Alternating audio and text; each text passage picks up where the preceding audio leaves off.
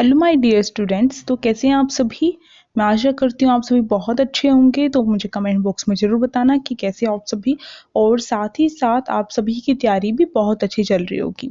उसी तैयारी का एक टेस्ट लेने के लिए मैं आज आप सभी के साथ आ चुकी हूँ। तो टेस्ट भी लेंगे, साथ ही साथ आप सभी को सॉल्यूशन भी प्रोवाइड किया जाएगा, जिससे कि अगर यही क्वेश्चन आ जाए तो आपका 1 मार्क्स भी कट ना हो। तो क्योंकि आपको पता होता है जो सैम्पल पेपर, प्रैक्टिस पेपर वगैरह होते हैं, उनमें से काफ़ी क्वेश्चंस आ जाते हैं हमारे बिल्कुल सेम एज अ सेम। हमारे क्लास 11th के जो स्टूडेंट्स थे उनके साथ भी हुआ था, तो आपके साथ भी हो सकता है। चलिए स्टार्ट करते हैं। और अब आप सभी को क्या करना है, साथ साथ में आंसर देते हुए चलना है अपने कमेंट बॉक्स में। तो कमेंट बॉक्स भी ऑन रखना, और साथ साथ में फिर क्या करेंगे, आप लास्ट में मुझे ये भी बताएंगे टोटल 60 में से आपके कितने मार्क्स आ रहे हैं।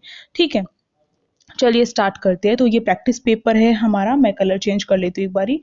हाँ, तो ये प्रैक्टिस पेपर है हमारा। इसमें जो है फिजिकल एजुकेशन के, तो सबसे पहले हम फॉर्मेट समझ लेते हैं। काफ़ी सारे जो बच्चे होते हैं उनको फॉर्मेट भी नहीं पता होता, तो फिर दिक्कत होती है एग्जाम के टाइम पर। तो देखो 35 मार्क्स का आएगा एग्जाम आपका, और ये होगी 90 मिनट आपको दी जाएगी। तो ये नहीं सोचना कि 90 मिनट है तो आराम से करेंगे, आराम से करना है, पर ऐसा नहीं है कि बिल्कुल ही आराम से बैठ जाएंगे, नहीं। और कुछ इनके निर्देश होते हैं वो भी पता होने चाहिए। 3 सेक्शन में आपका पेपर आएगा, ए, बी और सी।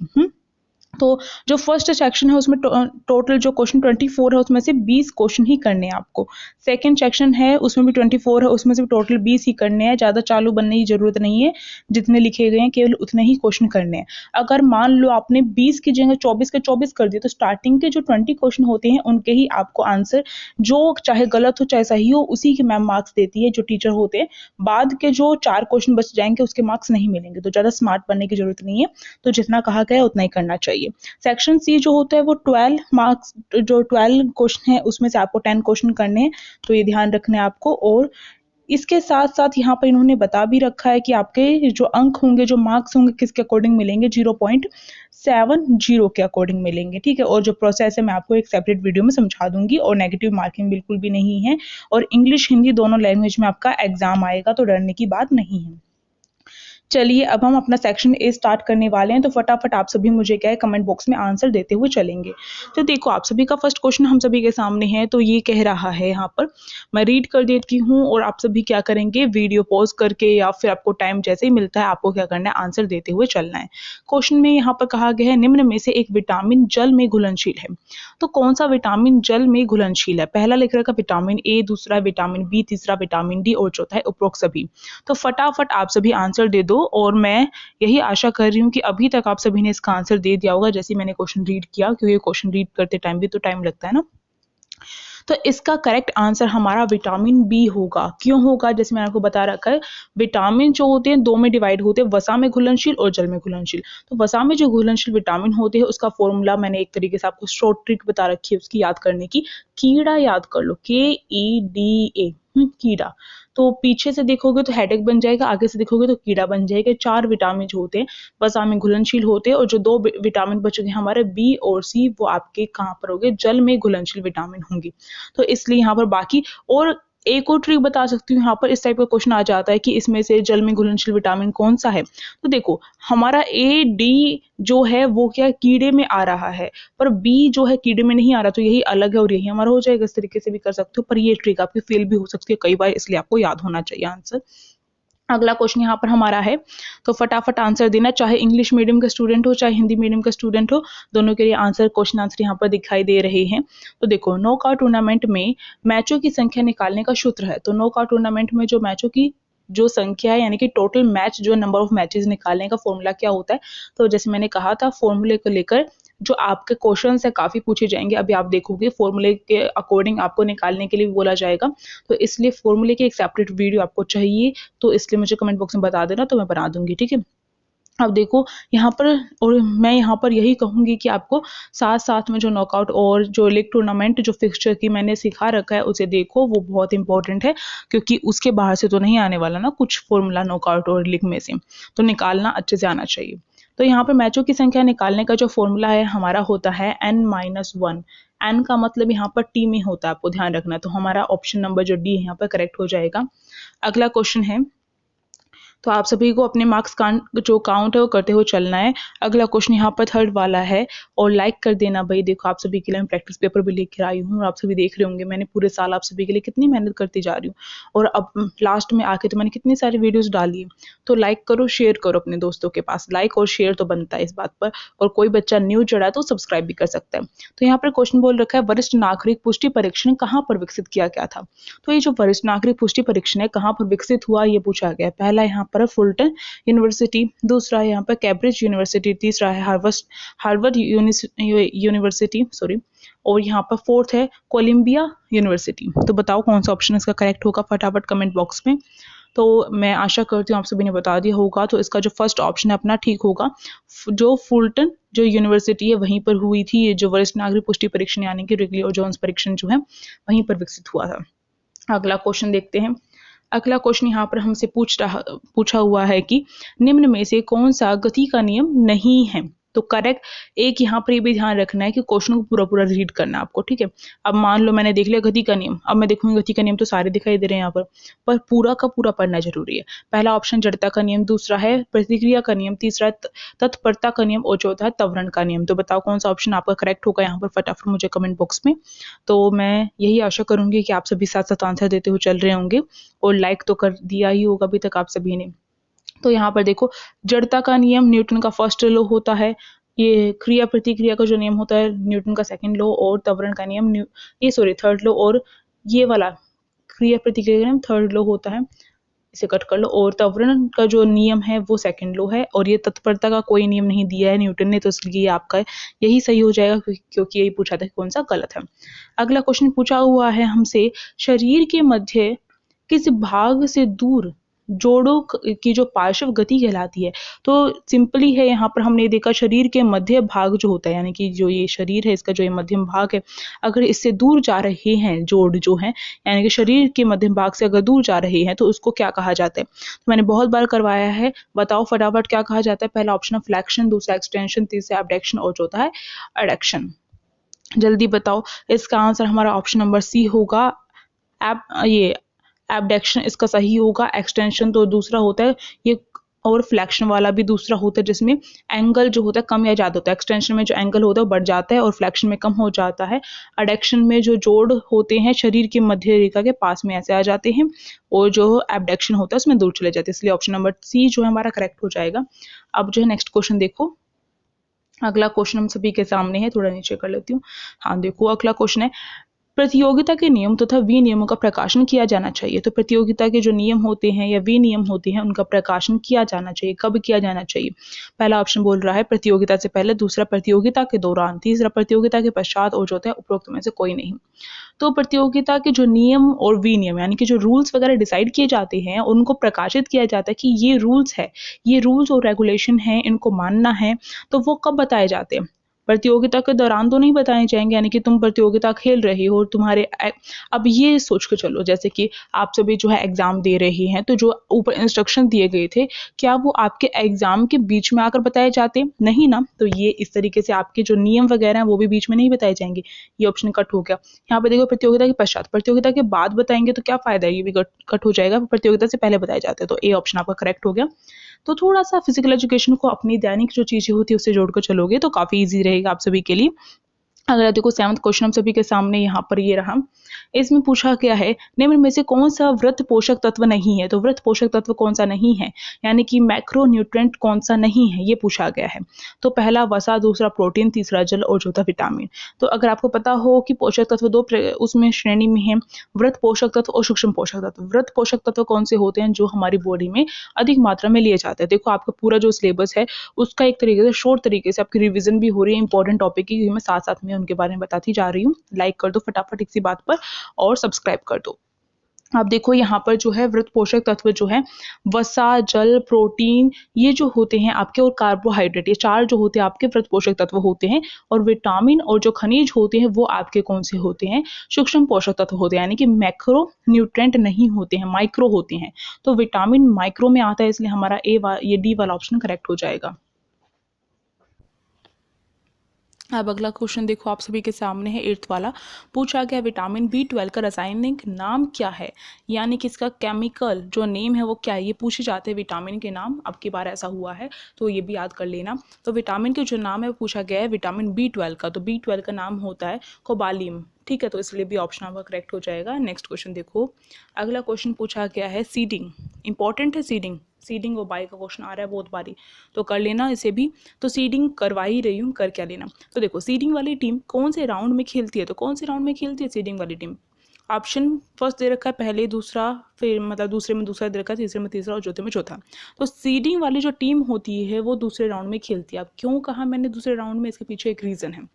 क्योंकि भाई जो सीडिंग वाली टीम होती है उसमें क्या होता है कि जो भी अच्छी टीमें होती है वो शुरुआती राउंड से नॉकआउट टूर्नामेंट के तहत बाहर ना कर दी जाए, क्योंकि नॉकआउट टूर्नामेंट को एलिमिनेशन टूर्नामेंट भी कहा जाता है। इसके पीछे ये रीज़न होता है कि नॉकआउट टूर्नामेंट में जो भी टीम हार जाती है उन्हें बाहर कर दिया जाता है पूरी प्रतियोगिता से, ठीक है, टूर्नामेंट से बाहर कर दिया जाता है। तो इसलिए उन्हें बचाने के लिए उनकी पुरानी जो परफॉर्मेंस रही है उसके अकॉर्डिंग क्या किया जाता है, उनको सीडिंग दी जाती है। तो सीडिंग वाली जो टीमें होती हैं वो पहली ये बात तो साफ हो गई कि उन्हें क्या है फर्स्ट राउंड में क्या किया जाता है, उन्हें उनका बचाव किया जाता है। और सेमीफाइनल से जितने भी, चाहे उससे पहले जितने भी राउंड हो, किसी भी राउंड में प्रवेश करवाया जा सकता है सीडिंग वाली टीम को। तो आप कहोगे तीसरा चौथा क्यों नहीं है, दूसरा ही क्यों है। क्योंकि देखो पहला जो राउंड होता है उसमें तो नहीं खिलवाया जाएगा, जिसको सीडिंग दी गई है वो पहले राउंड में तो नहीं खेलेगी, अब दूसरे में खेलेगी। मान लो जो सीडिंग है ये यहाँ पर फर्स्ट है राउंड हमारा, ये सेकेंड है, ये थर्ड है एंड सो ऑन, ठीक है, ये थर्ड हो गया हमारा। तो जो सीडिंग दी जा रही है, तो सीडिंग जिस भी टीम को दी जाएगी वो पहले राउंड में तो खेलनी है ही नहीं, क्योंकि मान लो यहाँ पर कोई टीम खेल रही है तो उसको सीडिंग नहीं दी गई, इसका मतलब तो ये हुआ ना फर्स्ट राउंड में नहीं खेली। सीधे ऐसा तो नहीं हो सकता ना कि यहाँ पर 2 लिखा गया है, मान लो मेरे से लिखा भी नहीं जा रहा है, 2 लिखा गया यहाँ पर 3 लिखा गया, अब इस टीम को यहाँ पर सीडिंग दे दी गई, ऐसा नहीं है। फर्स्ट राउंड से सीडिंग मिलनी स्टार्ट हो जाती है, या तो सिर्फ फर्स्ट राउंड में मिलेगी या सेकेंड थर्ड या सेमीफाइनल तक, कोई से भी राउंड तक मिल सकती है उसे सीडिंग। तो इसलिए फर्स्ट राउंड में तो वो बिल्कुल भी नहीं खेलेगी।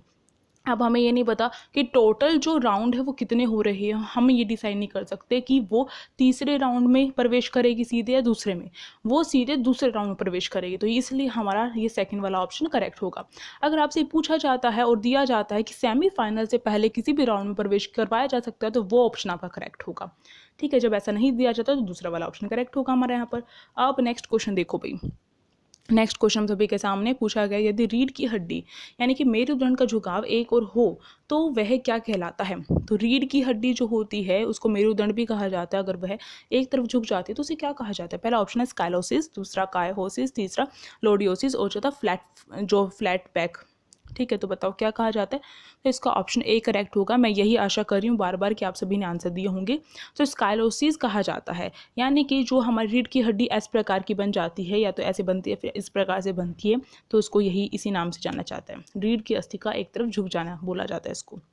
अगला क्वेश्चन देखो, अगला क्वेश्चन हम सभी के सामने हार्वर्ड स्टेप टेस्ट जो परीक्षण है उसमें परीक्षण की अवधि पूछी गई है।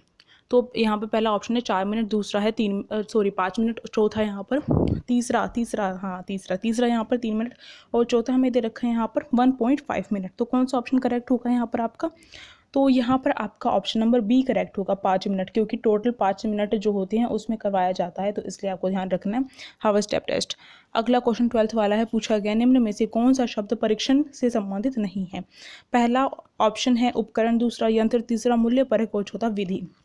तो देखो परीक्षण जो होता है यानी कि जो टेस्ट होता है, अब यहाँ पर मैं आपका ही डेली लाइफ का एग्जांपल लेकर बताऊंगी कि आप सभी स्कूल में जाते हो, तो आप सभी स्कूल में जाकर क्या होता है आपका टेस्ट हो रहा है, जैसे अभी एग्जाम हो रहे हैं तो ये आपका टेस्ट हो रहा है कि अभी तक आपने क्या सीखा है, तो उसके लिए क्या क्या यूज़ किया जाएगा। फिजिकल एजुकेशन में लेकर चलो इसी चीज़ को कि परीक्षण करवाया जा रहा है, तो अभी आई थिंक आपका प्रैक्टिकल हुए या नहीं मुझे कोई आइडिया नहीं है इसको लेकर कि स्कूल में बाहर से टीचर आए या नहीं, ये मुझे आइडिया नहीं, क्योंकि बोर्ड एग्जाम भी बाहर नहीं हो रहे ना अभी। तो पहले क्या होता था कि जो टीचर्स होते थे बाहर से आते थे स्कूल में, और वो क्या करवाते थे आपका जो वो चैप्टर लगा हुआ है खेलों में परीक्षण तथा मापन, उसके जितने भी परीक्षण हैं वो करवाए जाते थे टीचर्स के द्वारा। तो जैसे कि सिटअप्स वगैरह लगवाना, पुशअप्स वगैरह करवाना, ये सारी चीज़ें करवाई जाती थी। तो ये जो परीक्षण होता है उसमें उपकरण, एक इंस्ट्रूमेंट की ज़रूरत होती है, जैसे कि हार्वर्ड स्टेप टेस्ट कोई करवाने लग गया तो उपकरण की ज़रूरत होगी, ठीक है। तो एक बॉक्स वगैरह की जरूरत होगी हार्वर्ड स्टेप टेस्ट के लिए, तो उपकरण की जरूरत हुई। यंत्र यानी कि टूल्स की जरूरत होगी होगी, विधि की भी ज़रूरत होगी, कोई विधि तो होनी चाहिए। अब वही टेस्ट करवाने जा रहे हैं तो पुशअप्स भी करवा रहे हैं तो उसकी भी एक विधि है कि इस तरीके से करना है, ना तो चीटिंग भी हो सकती है उसमें। पर मूल्य परक का मतलब यहाँ पर बताया गया है कि मूल्य परक यानी कि उसका मूल्यांकन करना कि जो तुमने टेस्ट दिया है वो किस प्रकार का रहा, आगे फ्यूचर में तुम्हें क्या क्या चीज़ों में सुधार करना है, ये मूल्य परक होगा। तो मूल्य परक परीक्षण के अंतर्गत नहीं आएगा, वो एक अलग कॉन्सेप्ट है, उसे मूल्यांकन कहा जाता है, जो आपने 11th क्लास में अपना स्टडी किया होगा। तो इसलिए ऑप्शन सी आपका करेक्ट हो जाएगा। ये आपका खेलों में परीक्षण तथा मापन से पूछा गया था। अगला क्वेश्चन है हम सभी के सामने, अच्छी शारीरिक मुद्रा निम्नलिखित में से किसकी सूचक है। तो अच्छी शारीरिक मुद्रा यानी कि अच्छा जो आसन संबंध कोई भी विकृति नहीं होती है तो वो किसका सूचक है। पहला व्यक्तित्व, दूसरा आचरण, तीसरा बुद्धिमानी और चौथा है मस्तिष्क। तो वो आपका होगा ए व्यक्तित्व का सूचक, ठीक है। पर्सनालिटी, पर्सनालिटी इससे हमें पता चलती है, अगर किसी का कुबड़ वगैरह निकला हुआ तो देख के हमें पता चलता है कि हाँ इसकी पर्सनालिटी फीकी पड़ी है हमारे सामने, इस तरीके से। अगला 14 है, प्रथम भारतीय ओलंपिक महिला पदक विजेता कौन थी। तो मैंने काफ़ी सारे क्वेश्चन आपको पहले भी करवाए हुए हैं, जैसे कि आप सभी ने देखा होगा। तो देखो पहली जो महिला थी वो कर्णम मल्लेश्वरी थी, आपको ध्यान रखना है। तो ये हो जाएगा हमारा B option correct. Next question पे चलते हैं अब हम, क्योंकि भाई ज़्यादा टाइम नहीं है तो बहुत लेंथी वीडियो बन जाएगी और आप सभी को मुझे एक्सप्लेन करते हुए चलना है। अगला है 15, निम्न में से कौन सा न्यूटन का दूसरा गति का नियम है। तो दूसरा गति का नियम कौन सा है। पहला ऑप्शन है त्वरण का नियम, दूसरा क्रिया प्रतिक्रिया का नियम, तीसरा जड़त्व का नियम और चौथा है प्रभाव का नियम। तो इसका ऑप्शन नंबर हमारा जो है ए ठीक होगा, त्वरण का नियम। आई थिंक आपने ये जो चैप्टर है अच्छे से कवर कर लिया होगा, न्यूटन के लॉ वाला। नहीं किया, लिंक नहीं मिल रही है तो मुझे जो है कमेंट करके बताओ, मैं आपको शेयर कर दूंगी। अगला जो क्वेश्चन है उसमें पूछा गया है कि रिकेली व जोन्स जो बाजू मोड़ने का परीक्षण होता है उसमें पुरुषों के लिए डंबल का भार कितना होता है। तो पुरुषों के लिए डंबल का भार कितना है बताओ मुझे कमेंट बॉक्स में। तो पहला ऑप्शन है 5 पाउंड, दूसरा 6 पाउंड, तीसरा 8 पाउंड और चौथा है 10 पाउंड। तो 5 पाउंड जो होता है वो होता है फीमेल के लिए, ठीक है, आपको ध्यान रखना है। और यहाँ पुरुष के लिए पूछा गया है वो है 8 पाउंड। तो सी ऑप्शन आपका करेक्ट हो जाएगा। अब हम नेक्स्ट क्वेश्चन पे चलते हैं। नेक्स्ट क्वेश्चन हमारा पूछा गया है, किस फिक्सचर को एलिमिनेशन प्रक्रिया के रूप में जाना जाता है। तो एलिमिनेशन प्रक्रिया यानी कि एलिमिनेशन टूर्नामेंट के रूप में जाना जाता है। पहला नॉकआउट फिक्सचर, दूसरा साइकिल फिक्सचर, तीसरा यहाँ पर सीडी नुमा फिक्सचर और चौथा है उपरोक्त सभी। तो नॉकआउट फिक्सचर को ही एलिमिनेशन फिक्सचर कहा जाता है या फिर एलिमिनेशन जो प्रक्रिया वो कहा जाता है। तो ऑप्शन ए आपका करेक्ट हो जाएगा। अगला क्वेश्चन यहाँ पर 18 है, निम्न में से कौन सी विकृति मेरुदंड से संबंधित नहीं है। ये पूछा गया है मेरुदंड से संबंधित। पहला है काइफोसिस, दूसरा स्कालोसिस, तीसरा लोडियोसिस और चौथा उपरोक्त सभी। तो देखो नहीं पूछा गया है तो काइफोसिस, ये नहीं जो शब्द है यहाँ पे कट कर लो, ये गलती से लगा हुआ है, तो मेरुदंड से संबंधित है ये क्वेश्चन होगा। तो काइफोसिस भी मेरुदंड से संबंधित होती है, नहीं कुबड़ पीछे की ओर, स्कालोसिस जो इस प्रकार का बनती है जो अस्थि, ठीक है, और रीढ़ की हड्डी जो इस प्रकार की बनती है, लोडियोसिस जो होता है वो कुबड़ आगे की तरफ होता है। तो तीनों के तीनों हमारी मेरुदंड से संबंधित है, इसलिए हमारा उपरोक्त सभी आंसर ठीक हो जाएगा। अगला देखो, अगला क्वेश्चन हम सभी के सामने हैं तो देखिए, और हाँ सारे क्वेश्चन आपको करके आने हैं, यानी कि सारे के सारे नहीं, सेक्शन ए में से 20 तो क्वेश्चन करके आने ही होंगे आपको।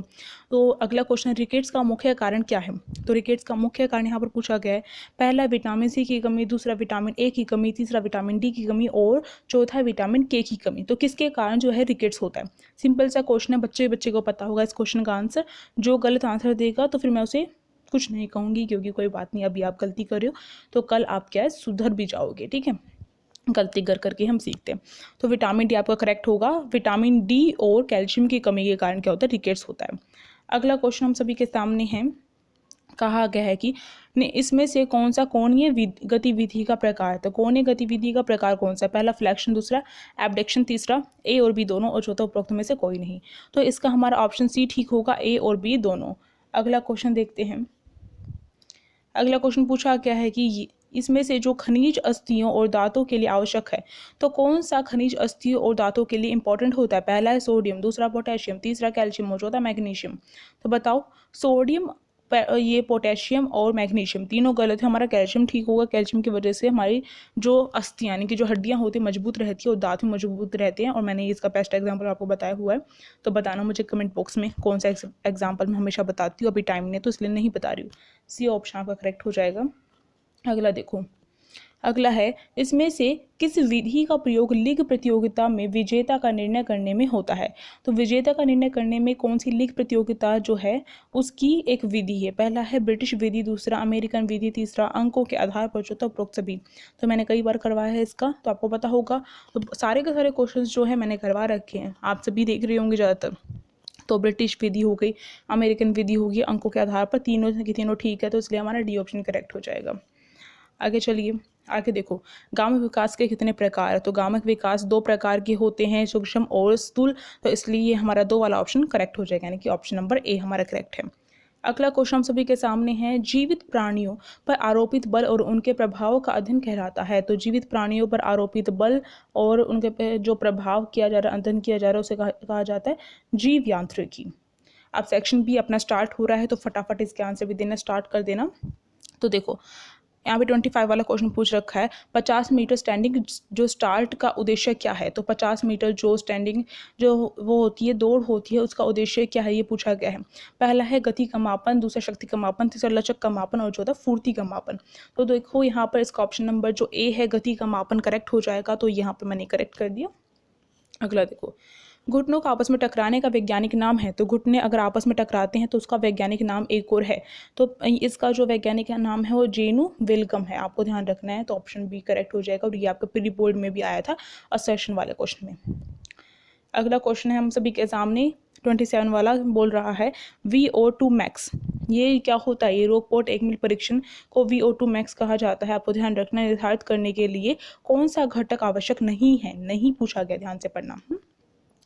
तो रॉकपोर्ट एक मिल परीक्षण के लिए जो फॉर्मूला होता है उसमें लिंग, आयु, ऊंचाई और ऊंचाई नहीं होता, भार और शरीर का भार हो गया, और जो हृदय की जो धड़कन है वो जो है वो काउंट की जाती है, और उसके अकॉर्डिंग एक फॉर्मूला है उसमें डाला जाता है, पर ऊंचाई उसमें इंक्लूड नहीं होती। तो इसलिए बी ऑप्शन आपका करेक्ट हो जाए, क्योंकि नहीं पूछा गया था। अगला क्वेश्चन देखो, अगला है हम सभी के सामने, यदि नॉकआउट प्रतियोगिता में 17 टीमें भाग ले रही हैं तो खेलों में मैचों की संख्या कितनी होगी? 17 टीमों ने भाग लिया, कुल जो मैच है निकालने का फॉर्मूला n-1 होता है। तो n का मतलब हमारी जो है टोटल टीम होता है, टोटल टीम हमारे यहाँ पर 17 है, 17 - 1 किया तो हमारा 16 निकल के आया। तो डी ऑप्शन अपना करेक्ट हो गया। अगला क्वेश्चन है हम सभी के सामने, यदि लीग टूर्नामेंट में 6 टीमें भाग ले रही हैं तो कितनी बाई दी जाएगी? तो मुझे आप सभी कमेंट बॉक्स में ये भी बताना कि ये जो आपका प्रैक्टिस पेपर है, ये करने के बाद आप सभी को क्या कॉन्फिडेंस आया या नहीं आया, या फिर किसी को डर लगना स्टार्ट हो गया कि उसका एग्ज़ाम कैसा जाएगा। मुझे जरूर इस बारे में ज़रूर बताना, जिससे मुझे पता चल जाएगा कि कितनी तैयारी आप सभी की। ठीक है, तो 6 टीमें भाग ले रही है लीग टूर्नामेंट में, तो बाई की कितनी कितनी दी जाएगी बाई? तो देखो, जो लीग टूर्नामेंट होती है उसमें साइक्लिक जो पद्धति होती है, सीढ़ीनुमा जो पद्धति होती है, उसमें बाई नहीं दी जाती है। जो हमारी जो स्टेयरकेस जिसे बोलते हैं उसमें बाई नहीं दी जाती है, साइक्लिक वाली में नहीं दी जाती है। और जो साइक्लिक पद्धति होती है उसमें बाई स्थिर रखी जाती है, पर बाई दी नहीं जाती है, इसलिए बाई का निकालने का कोई फॉर्मूला होता ही नहीं, तो इसलिए हम नहीं बता सकते। तो यहाँ पर हमारा ऑप्शन नंबर जो सी है वो करेक्ट हो जाएगा, 0। अगला देखो, चक्र आसन का प्रयोग निम्न में से किस विकृति के उपचार में के लिए किया जाता है? तो चक्र आसन जो है वो किस विकृति के उपचार के लिए किया जाएगा? बताओ मुझे कमेंट बॉक्स में। तो इसका ऑप्शन ए करेक्ट होगा, काइफोसिस, यानी कि कुबड़ पीछे की ओर जो होता है उसको ठीक करने के लिए चक्रासन किया जाता है। अगला क्वेश्चन देखते हैं। अगला क्वेश्चन हमारे सामने मैचिंग आ गई है, तो मिलान करना है। तो देखते हैं, विटामिन ए, तो यहाँ पर सारी की सारी बीमारियाँ लिखी गई और यहाँ पर विटामिन के नाम लिखे गए हैं। तो विटामिन ए की कमी से रतौंदिन होता है, तो यहाँ पर मैं 1 लिख देती हूँ। ठीक है, तो देखो यहाँ पर फर्स्ट में जो हमारा कहाँ पर, यानी कि फर्स्ट का जो हमारा थर्ड किस किस ऑप्शन में है? एक तो बी वाले ऑप्शन में दे रखा है हमें, और एक सी वाले ऑप्शन में दे रखा है। विटामिन बी की कमी से बेरी होता है, तो देखो इन दोनों में भी यहाँ पर दे रखा है। विटामिन सी की कमी से शक्कर भी होता है, शक्कर भी केवल और केवल फर्स्ट वाले ऑप्शन में, तो ये ठीक हो जाएगा हमारा। और विटामिन डी की कमी से हमारा रिकेट्स नामक रोग होता है। अगले क्वेश्चन पे चलते हैं। अगला क्वेश्चन हम सभी के सामने है, तो फटाफट आंसर बताना है आप सभी को।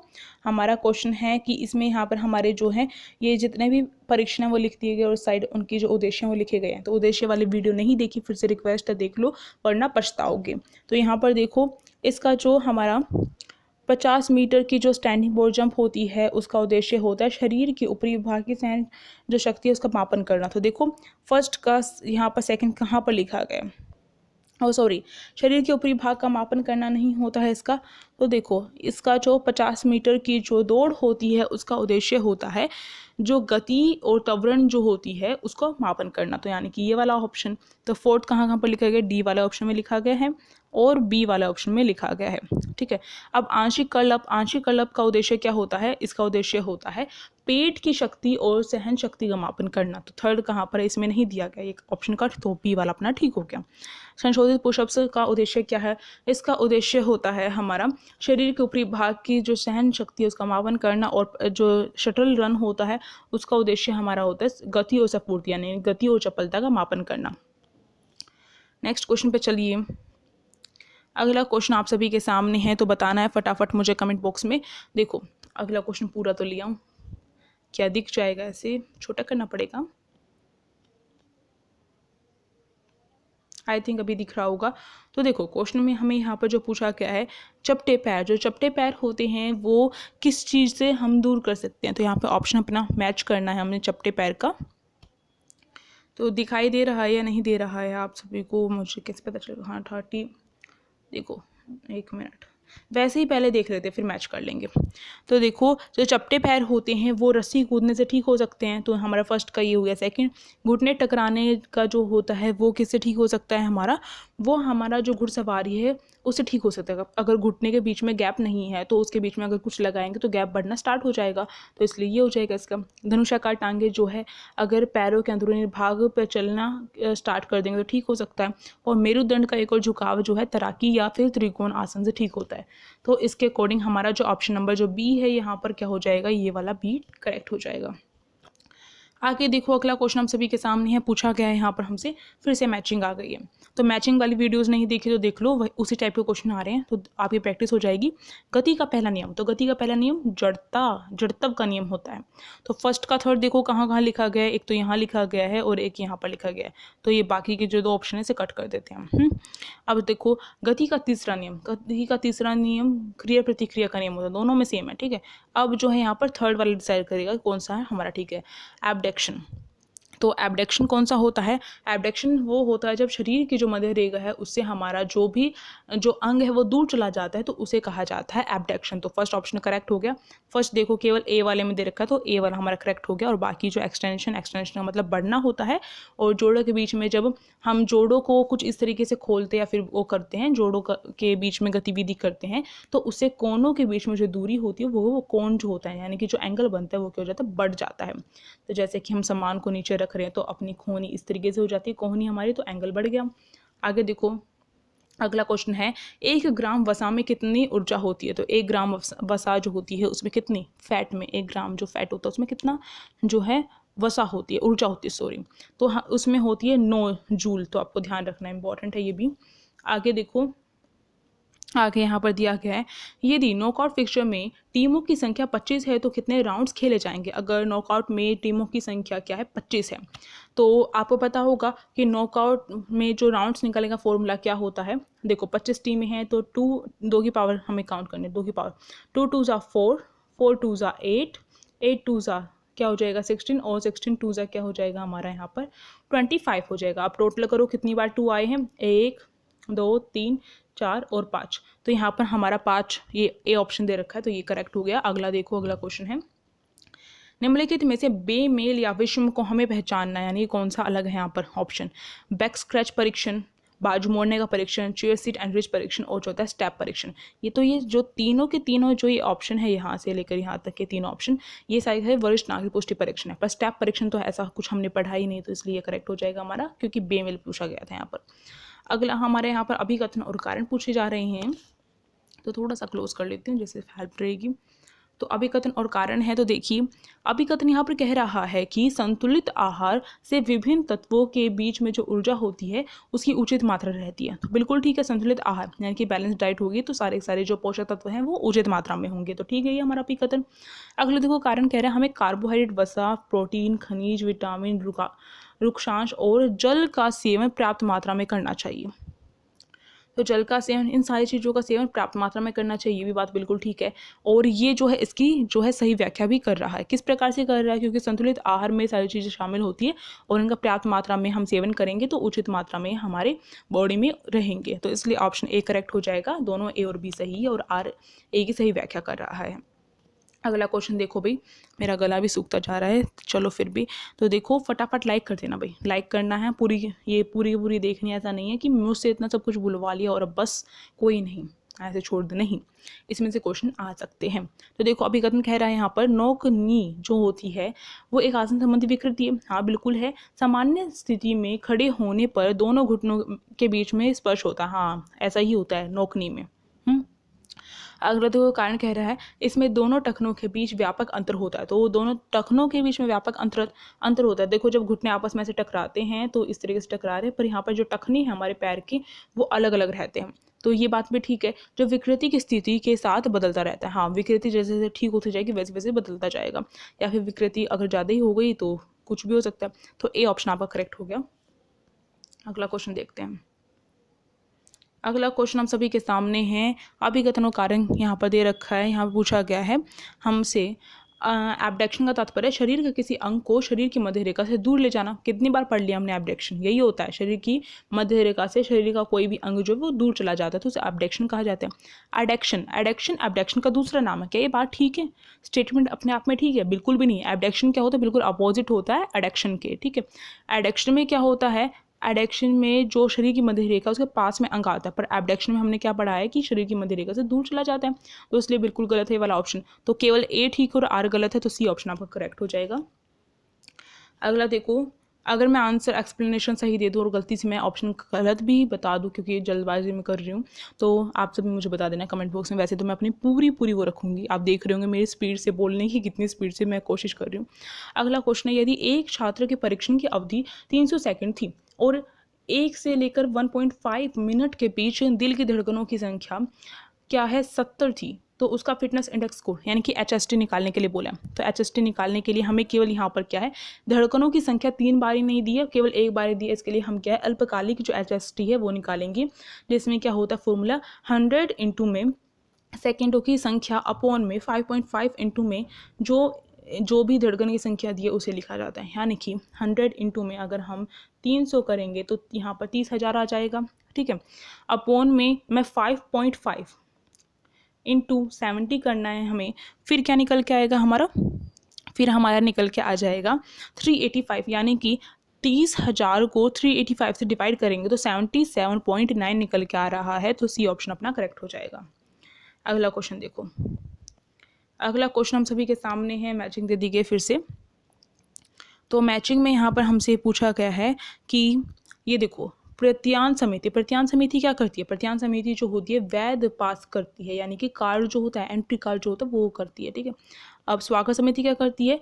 स्वागत समिति स्वागत करेगी सबका और निमंत्रण जो है वो भेजेगी। ठीक है, वित्त समिति धन से रिलेटेड है तो इसलिए बजट तैयार करेगी, और विपणन समिति जो आखिरी बच गया यानी ये प्रयोजन कार्य करेगी। तो ए ऑप्शन आपका करेक्ट हो गया यहाँ पर। अगला क्वेश्चन देखो, अगला क्वेश्चन हमारा यहाँ पर 43 वाला है, पूछा गया खाद्य असहिष्णुता। खाद्य असहिष्णुता क्या होता है? जब हमारा जो भोजन होता है वो पचता नहीं है, सहन नहीं हो पाता है। ठीक है, तो भोजन जो होता है, भोजन को तोड़ने वाले जो एंजाइम होते हैं, जो इंपॉर्टेंट होते हैं हमारी बॉडी के अंदर, एंजाइम होते हैं जो हमारे भोजन को तोड़ देते हैं, तो वो है अब्सेंट रहते हैं, अनुपस्थित रहते हैं। तो इसकी वजह से भोजन पच नहीं पाता है, जिससे खाद्य असहिष्णुता हो जाती है। तो इसके लिए इसका ये ऑप्शन हो गया हमारा। खाद्य मिथक क्या है? खाद्य मिथक ये है कि जो है अधिक व्यायाम करने से क्या हो जाता है, अधिक खाना खाने के लिए भूख लगती है। तो एक ये खाद्य मिथक है। मिथक यानी कि हमने अपनी तरफ से कुछ ऐसी चीज़ें बना दी हैं कि आलू खाने से मोटे हो जाते हैं, चावल खाने से मोटे हो जाते हैं, खाने के जो समय पानी नहीं पीना चाहिए खाना खाते समय, तो ये सारी चीज़ें क्या मिथक, हमारे खाद्य मिथक। डाइटिंग मिथक क्या है? तो डाइटिंग मिथक ये है कि नाश्ता छोड़ना चाहिए। डाइटिंग का मतलब नाश्ता छोड़ना नहीं होता है। इससे क्या होता है, बहुत बीमारी होती है। अल्प आहार का नुकसान क्या होगा? अल्प आहार से हमारे जितने पोषक तत्व है, खनिज वगैरह हैं, हमारे विटामिन वगैरह हैं, वो सारे सारे स्किप हो जाते हैं, जिसकी वजह से बहुत सारी बीमारी लग जाती हैं। तो बाल झड़ना भी किसी न किसी विटामिन की कमी की वजह से होगा। तो इसलिए अल्प आहार का नुकसान ये हो गया हमारा। अब इसके अकॉर्डिंग भाई अपने ये देख लेना कौन सा ऑप्शन आपका करेक्ट होगा इसका। तो इसका जो ऑप्शन है अपना है यहाँ पर 43 का डी वाला ऑप्शन करेक्ट हो जाएगा, क्योंकि भाई ऊपर है गया था उसका इसलिए। अब अगला यहाँ पर दिया गया है बास्केटबॉल में ड्रिबलिंग जो किया जाता है वो कौन सी गति का कौन से नियम का उदाहरण है। ड्रिबलिंग आपने देखा होगा, जो बास्केटबॉल होती है उसे लेकर जमीन पर क्या किया जाता है, गिरा जाता है, फिर वो ऊपर आती है, फिर उस पर एक हाथ मारा जाता है, फिर वो नीचे जाती है, फिर जो होती है फिर वो ऊपर आती है। आपने देखा होगा ना, यानी कि बास्केटबॉल को लेकर आप क्या करते हैं, ज़मीन पे ऐसे गिरते रहते हैं, फिर वो ऊपर आती है, फिर उस पर एक आप हाथ मारते हैं, फिर वो नीचे जाती है, फिर वो ऊपर आती है।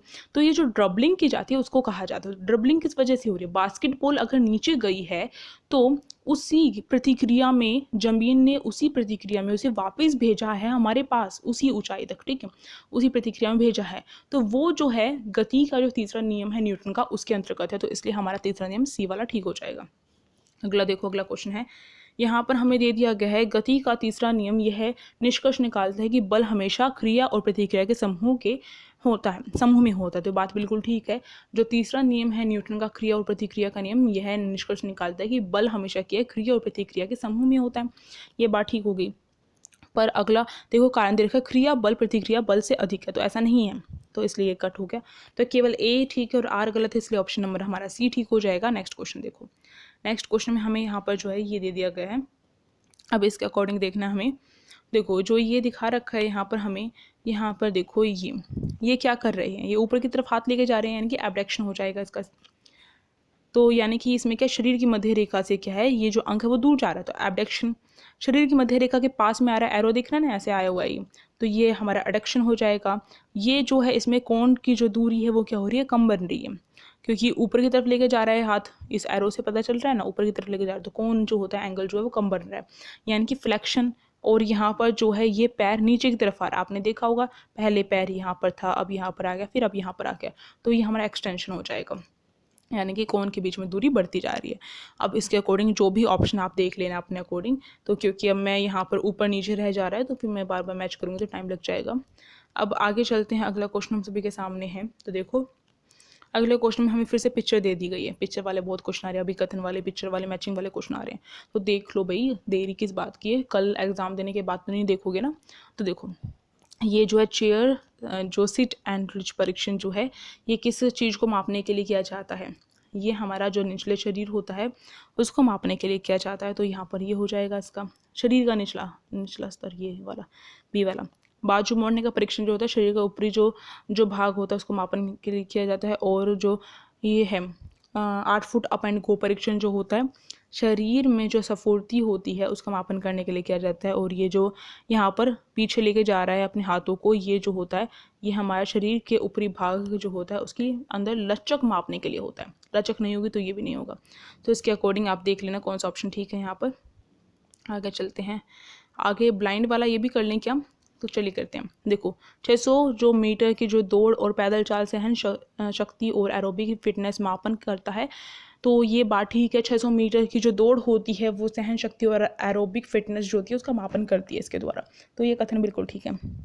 कारण कह रहा है कि 50 मीटर की जो स्टैंडिंग जो स्टार्ट है वो सहन शक्ति का मापन करता है। क्या सहन शक्ति का मापन किया जाता है, नहीं, गलत है ये वाला हमारा। तो केवल हमारा सी ऑप्शन करेक्ट हो जाएगा, ए सही और आर गलत है। अगला क्वेश्चन यहाँ पर 28 वाला, सही में बहुत थकान हो गई, इतनी देर से लगी हुई हूँ। देखो फिर भी चलो, क्योंकि अभी एक दो और डालनी है मुझे आप सभी के लिए। तो देखो 48 वाला है, विटामिन के संदर्भ में कौन सा कथन असत्य है। तो कौन सा कथन असत्य ये पूछा गया है।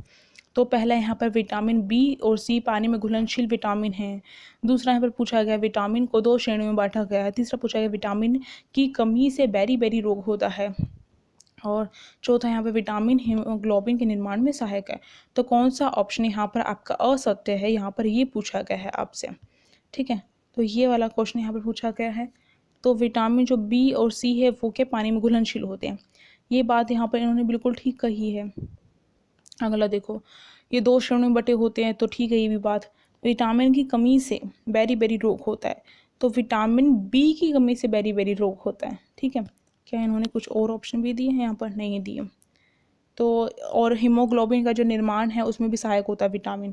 तो इसलिए ये तो वैसे तो सारे ठीक है, पर यहाँ पे मेंशन नहीं किया कि विटामिन, सारे के सारे विटामिन की कमी से बेरी बेरी रोग नहीं होते, तो इसलिए सी ऑप्शन करेक्ट हो जाएगा, केवल विटामिन बी की कमी से होता है। अगला देखो, अगला हमें यहाँ पर जो है एक पिक्चर दे दी गई है, बच्चों की स्वास्थ्य जांच से संबंधित बीएमआई का विवरण है। तो यहाँ पर दिखाया गया जिस अकॉर्डिंग फिर यहाँ पर लिखा गया है, ये इंपॉर्टेंट क्वेश्चन है, कई बार आ जाता है सीबीएसई में। तो यहाँ पर पूछा गया है कि जनसंख्या किस श्रेणी में जनसंख्या की प्रमुख जो जनसंख्या वो रहती है। तो यहाँ पर ये सीधी सीधी जो स्ट्रेट लाइन है पीले रंग की, वो यहाँ पर ये वाली दिखाई गई है। इसमें जो है ये 25 से 29.9 तक का है। तो BMI इंडेक्स याद कर लो पूरा पूरा। तो ये जो है आपका ये अधिक भार होता है, तो सी ऑप्शन आपका करेक्ट हो जाएगा।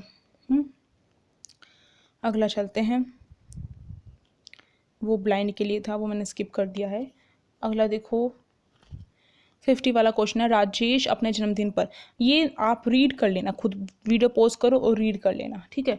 अब यहाँ पर मेन जो क्वेश्चन है मैं बस वो देखूंगी और वो पढ़ाऊंगी, यहाँ पर ये रीड कर लेना अपना पॉज करके। देखो, निम्नलिखित में से कौन सा परीक्षण वरिष्ठ नागरिकों के लिए है। तो एग्जाम में टाइम मिले तो जरूर रीड करना इनको, इससे हिंट मिल जाती है। वैसे आप सभी को अगर क्वेश्चन पढ़ के समझ में आ रहा है तो ठीक है, नहीं पढ़ के समझ में आ रहा है तो उसको रीड कर लेना। अब यहाँ पर दिया गया है, निम्नलिखित में से कौन सा परीक्षण वरिष्ठ नागरिकों के लिए आवश्यक है, के लिए है। पहला सिट एंड रिच परीक्षण, दूसरा स्टैंडिंग बोर्ड जंप, तीसरा 50 मीटर स्टैंडिंग जो स्टार्ट होता है और जो होता है 8 फुट अप एंड गो परीक्षण। तो सिट एवं रिच परीक्षण, यहाँ पर चेयर सिट परीक्षण नहीं है, चेयर सिट एंड रिच परीक्षण, केवल सिट एंड रिच परीक्षण है, तो ये कट हो जाएगा। देखो ये स्टैंडिंग ये भी नहीं होता, ये भी नहीं होता, ये होता है केवल 8 फुट अप एंड गो परीक्षण, जिसके द्वारा जो सपूर्ति होती है उसका मापन किया जाता है। अगला पूछा गया, द्रव्यमान और बल के बीच में क्या संबंध है। इसे रीड करना है तो वीडियो पॉज करो और रीड कर लो। द्रव्यमान और बल के बीच में क्या संबंध होता है। आपने अगर त्वरण का नियम पढ़ा है तो आप सभी को पता होगा, द्रव्यमान और बल के बीच में क्या समानुपातिक संबंध होता है, डायरेक्टली प्रोपोर्शनल संबंध होता है, ठीक है। तो बी ऑप्शन करेक्ट हो गया। अगला 52 वाला क्वेश्चन यहाँ पर है, रीड करना है तो वीडियो पॉज करो और रीड कर लो, और साथ साथ में आंसर अटैम्प्ट करते हुए चलना प्लीज़ प्लीज़ प्लीज़, जिससे कि आप सभी की तैयारी हो, ठीक है। अगला है, निम्न में से किस खनिज की अल्प मात्रा से एनीमिया होता है। तो कौन सा खनिज की कमी से क्या है, एनीमिया रोग होता है। एनीमिया यानी कि जो रक्त की कमी हो जाती है शरीर में, तो वो आयरन की कमी से होता है, क्योंकि आयरन क्या होता है, हीमोग्लोबिन बनाने में सहायक होता है। तो ये डी वाला ऑप्शन आपका करेक्ट हो जाएगा। अगला क्वेश्चन आप सभी के सामने है, रीड करना है तो कर लेना। टीमों की संख्या कम होने पर किस प्रकार के फिक्सचर को प्राथमिकता दी जाती है। अगर टीमों की संख्या कम है तो उस टाइम पर जो है, देखते हैं ऑप्शन, पहला नॉकआउट, दूसरा लीग, तीसरा राउंड रॉबिन और चौथा बी और सी। तो टीमों की संख्या अगर कम है, अगर हम नॉकआउट में टीमों को खिलाएंगे, कम संख्या में टीम है, तो टीमें हार जाएंगी और जल्दी बाहर चली जाएंगी, टीमें मैच से बाहर हो जाएंगी। तो क्या होगा, जल्द से जल्द खत्म हो जाएगा, जिससे क्या मज़ा भी नहीं आएगा और सही टीम का पता भी नहीं चलेगा कौन सी सही टीम थी। तो नॉकआउट नहीं होगा, ये गलत हो जाएगा। तो लीग और दूसरा नाम इसका राउंड रॉबिन टूर्नामेंट होता है, तो इसलिए हमारा डी ऑप्शन अपना करेक्ट हो जाएगा। अगला क्वेश्चन, रीड करना है तो फिर से कहूँगी, रीड करना तो पॉज कर लेना और रीड कर लेना। अब देखो, ओलंपिक में महिलाओं ने सर्वप्रथम किस वर्ष में भागीदारी की थी। तो भागीदारी की शुरुआत कब की थी, 1900 में की थी। तो ये हमारा बी वाला करेक्ट हो गया। कहाँ पहुँच गई मैं, जस्ट अ सेकेंड गाइज। हाँ, पहुँच गई मैं अपने क्वेश्चन पे, सॉरी गलती से हाथ लग गया था। ये रीड करना तो कर लेना। अब देखो, निम्न में से कौन सी गतिविधि स्थूलगामक विकास से संबंधित नहीं है पूछी गई स्थूलगामक विकास से। तो स्थूलगामक विकास में जो बड़ी मांसपेशियां होती हैं उनका विकास होता है, और सूक्ष्म गामक विकास जो होता है, सूक्ष्म मतलब छोटा होता है, तो छोटी जो मांसपेशियां होती है उनका विकास होता है सूक्ष्म गामक विकास में। तो चित्रकारी जो है सूक्ष्म गामक विकास का एग्जाम्पल है, तो यही सही हो जाएगा, क्योंकि यही पूछा गया था कौन सा नहीं है। खड़े होना, दौड़ना, छलांग करना, ये सारे स्थूलगामक विकास के एग्जाम्पल हैं। आगे देखो, सही में आज जान निकल गई है। देखो अगला है हमारा, रोकपोर्ट 1 मील परीक्षण की दूरी मीटर में, क्योंकि एक जो मील जो 1 मीटर होता है वहाँ तक दौड़ना पड़ता है, उसके बाद नापा जाता है। तो 1 मीटर जो है, इस मतलब कि जो 1 मील है उसको 1 मील तक दौड़ना पड़ता है। तो 1 मील जो है 1 मीटर में कितना होगा, 1609, ठीक है। ये हमारा ठीक हो जाएगा, सी ऑप्शन करेक्ट है। अगला क्वेश्चन यहाँ पर हमारा है, देखो, निशानेबाजी गतिविधि के किस नियम का सबसे अच्छा उदाहरण है। तो निशानेबाजी जो है अपना त्वरण का जो नियम होगा वो सही होगा इसका, ठीक है। अगला क्वेश्चन देखते हैं, अगला हमारा है यहाँ पर, इस विकृति को दूर करने के लिए कौन सा आसन किया जाता है? तो कौन सी विकृति? मेरुदंड में बाहरी वक्र हो जाना। तो इसको दूर करने के लिए धनुरासन, चक्र आसन और भुजंगासन सारे के सारे उपयोगी होंगे। तो डी ऑप्शन अपना करेक्ट हो जाएगा। अगला क्वेश्चन यहाँ पर हमारा है, पूछा गया है जड़त्व के नियम का कौन सा उदाहरण है? पहला है नाव खेना शुरू करना। अच्छा, नाव जो है वो खेलना शुरू करना या नाव जो है चलानी शुरू करना, तो सही है ना, यही होगा। क्योंकि देखो नाव जो है अपने आप नहीं चलने वाली है, नाव जो है वहीं पर रहेगी जब तक, क्योंकि एक स्थिर वस्तु तब तक स्थिर अवस्था में रहेगी जब तक क्या है उसमें बाहरी बल नहीं लगेगा। उसी प्रकार से नाव तब तक वहीं पर रहेगी, फिक्स वहीं पर रहेगी जब तक क्या उसे कोई बाहरी बल नहीं लगेगा। तो ये इसका एग्जाम्पल हो जाएगा ऑप्शन ए। अब चलो अगला चलते हैं। अगला क्वेश्चन है, इस नॉकआउट फिक्सचर में कितनी बाई दी जाती है? तो कितनी बाई दी जाती है कौन से नॉकआउट फिक्सचर में? थोड़ा सा ऊपर का पढ़ना पड़ेगा इस क्वेश्चन के लिए। जैसे मैंने कहा था, अगर क्वेश्चन पढ़ने से समझ में नहीं आता तो थोड़ा सा ऊपर का पढ़ लेना। तो देखो यहाँ पर जो है टोटल टीम यहाँ पर इन्होंने 39 बताई है। तो इस नॉकआउट फिक्सचर में कितनी बाई दी जाएंगी? तो बाई निकालने के लिए जो फॉर्मूला होता है, 2 की पावर माइनस में कुल टीमों की संख्या। 2 की पावर निकाल के देखते हैं, 2 2 ज़ा 4, 4 2 ज़ा 8, 8 2 ज़ा यहाँ पर क्या होता है 8 2 ज़ा 16, और फिर जो है 16 2 ज़ा कितना होता है, 16 2 ज़ा हमारा क्या है यहाँ पर 32 होता है। तो 32 इंटू में हमारा जो अगर हम क्या करेंगे यहाँ पर 2 करेंगे तो हमारा 64 निकल के आता है। तो टोटल हमारा यहाँ पर कितना होगा 64, माइनस में हम कितना करेंगे 39। तो बताओ -39 करके कितना आंसर आएगा अपना आएगा 25। तो ऑप्शन नंबर कौन सा यहाँ पर करेक्ट है? हमारा सी वाला ऑप्शन करेक्ट हो गया। तो आपको फॉर्मूले आने चाहिए। देखो फॉर्मूले के बिना आप नहीं कर पाओगे, तो फॉर्मूले सीखो। केवल फॉर्मूले आने ही इंपॉर्टेंट नहीं है, फॉर्मूले के साथ साथ आप सभी को क्या है फॉर्मूले को के द्वारा निकालना भी आना चाहिए। तो इसलिए आप सभी नॉकआउट की जो फॉर्मूलेज़ की वीडियो है वो देख लो फटाफट, और साथ ही साथ लाइक कर देना इस क्लास को। भाई कितनी मेहनत करवा ली है आपने मुझसे, पर कोई बात नहीं, आप सभी के लिए मेहनत करने के लिए तैयार हूँ और आप सभी अच्छे मार्क्स लेकर मुझे दिखाएंगे, बस यही चाहती हूँ आप सभी से। तो मेरी इस मेहनत को अप्रिशिएट करने के लिए please like, share and subscribe. और टेलीग्राम ग्रुप को ज्वाइन नहीं किया है तो टेलीग्राम ग्रुप का जो नाम है यूनिक क्लासेस के नाम से है, उसे ज्वाइन कर लो फटाफट। वहाँ पर वीडियोस की नोटिफिकेशन जब यूट्यूब पे नहीं पहुँच पाती है तो वहाँ पर बता दिया जाता है। और आप सब मुझे ये बताइएगा किसके पास मेरी वीडियो की नोटिफिकेशन नहीं पहुँच पाती है, प्लीज़ मुझे बताइए। मुझे बहुत सारे बच्चों की यही बात आ रही है कि नोटिफिकेशन नहीं आ रही है, तो प्लीज़ मुझे इस बारे में बताना, ठीक है। और टेलीग्राम ग्रुप को ज्वाइन कर लो। और साथ ही साथ आप सभी क्या करेंगे, हाँ इंस्टाग्राम को भी ज्वाइन कर सकते हो। तो हम मिलते हैं अब नेक्स्ट क्लास में, तब तक के लिए take care, bye bye, thank you so much and all the best for your exam. और कल सभी आते मुझे बताएंगे कैसा एग्ज़ाम हुआ।